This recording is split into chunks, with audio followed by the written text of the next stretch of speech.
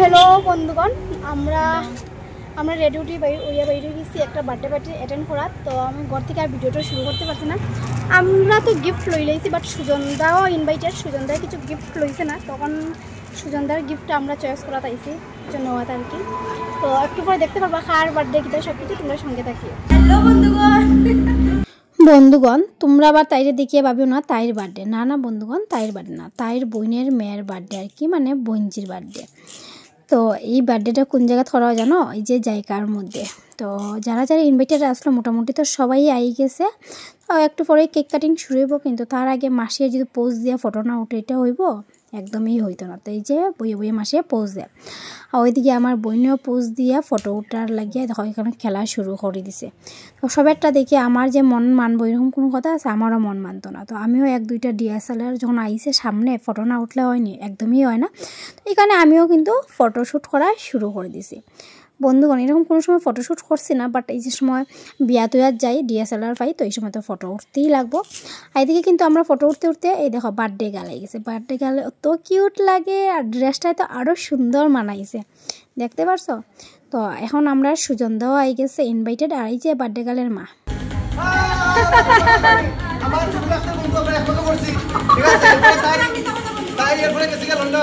আমি অনুরোধ হয়েছি আজকে 21 বছর পরে তাই লোকে দেখা হয়েছে।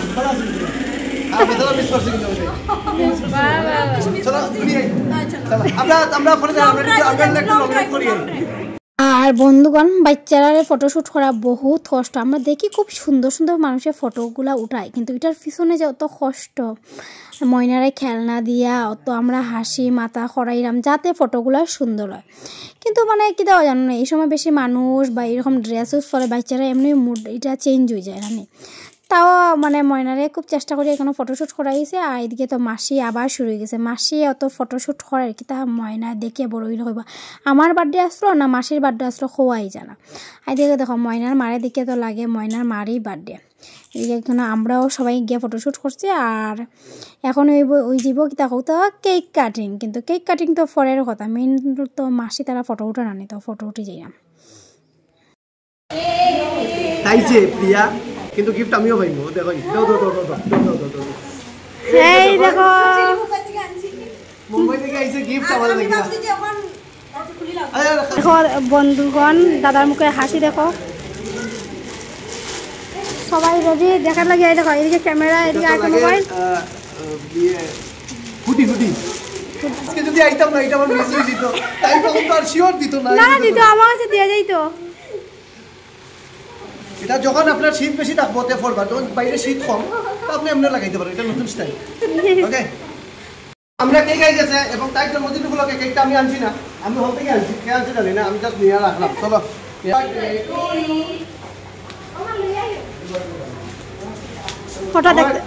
হঠাৎ দেখতে দাদা আমারও মনে আছে, মানে হয়তো মা জন্মদিন বন্ধুরা নিমন্ত্রণ করিয়া। শোনো, ঠাকুর খুশি থাকলে সব হইব। মন্দিরে নিয়ে মিষ্টি দিচ্ছি, সন্ধ্যার সময় খাই যায়। দেখি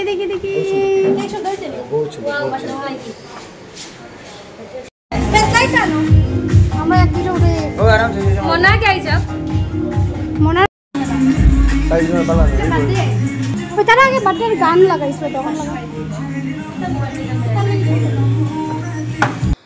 আর এই দেখো এখন কেক কাটা। আর তাও কে কাটে কত মাসিয়া কাটে। ময়নার মারে দেখছো, দেখো ময়নার মা, ময়নার বাবা, তারপর ময়নার দিদা, ময়নার পিসি, তারা সবাই একসঙ্গে ফ্যামিলি। তারা সুন্দর করে কেক কাটিং হয়। কিন্তু আমরা এখানে গান চালানি আসলো, এটা লাগে জায়গাটা মিউট করে দিচ্ছি। তো আমার গলাই শুনো, জানি শুনতে ভালো লাগতো না, তা করবাই শুনতে তো লাগবো, ঠিক আছে? তো সবাই এখন কেক খাওয়ার পালা। তো চলো আমিও এইদিকে খাইলাই কেক।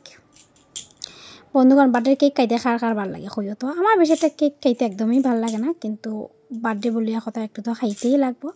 এখন আমার বইনে আমার সুন্দর করে কেকটা কাটিয়া মাসিরে খাওয়াইয়া দেয়। তো এখন এদিকে চলো আরও ময়নার লগে ফটোশ্যুট করার লাগিয়া খুব চেষ্টা চলানি। ওর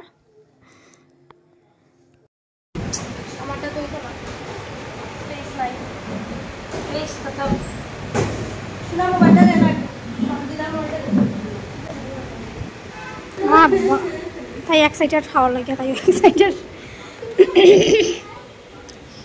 বন্ধুগণ এখানে দেওয়া হয়েছে চিকেন বিরিয়ানি। আমরা সবাই খাইমু চিকেন বিরিয়ানি, তাই একমাত্র কিতা খাইব ভেজ বিরিয়ানি, পনির বিরিয়ানি। তাই পনির বিরিয়ানির সঙ্গে আবার ডিম। ডিম কই এটা দিছে না তো, ডিম ভিতরে আছে মনে হয়। তো বন্ধুগণ এখানে আই গেছে, এখানে লো হয়েছে চিকেন কষা আর লেগে চিকেন বিরিয়ানি। এই দেখো বন্ধুগণ আমি তো বই গেছি খাইতে, তারা এখনো ভিডিও বানায়, এখন আমরা খাইয়ে তাড়াতাড়ি যেতাম গিয়া। তারা দেখো দিবাই তো এডিট করিয়া দিবাই নি, ঠিক আছে। দেখতে পাচ্ছেন এখানে আমার আরো 2 ভাই আছে, তারাও ডিনার করে এখানে। হ্যাঁ সুন্দর সুন্দর ফটো। ভাই ফটো উঠাইছো পাইমু তো, থ্যাংক ইউ ভাই। আরেকটা যে তাই কইছে মুম্বাই যাওয়ার পরে আমার যদি কোনো সিনেমার রোল দিতে পারে তো আপনারা একটু কইবা যে কোনো সিনেমাত মুভি করার যোগ্যতা আছে নি।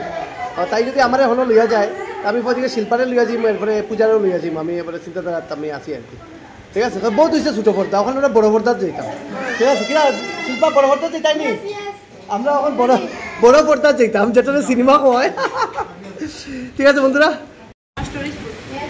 আমি মানে আমার পরে জানছি আর কি, মানে আমি শিল্পার ভিডিও তো দেখছিলাম, তাই মুম্বাই থেকে আইসে তো জানাইলে কি তা মনে হয় মুম্বাই থেকে একজন আইসে, কিন্তু আস্তে আস্তে জানলাম দুবারিয়া বাসা, মুম্বাই ফিল্ম ইন্ডাস্ট্রিতে কাজ করে, ওকে। এবং তো তখন স্বার্থর চিন্তা আইলো আর কি।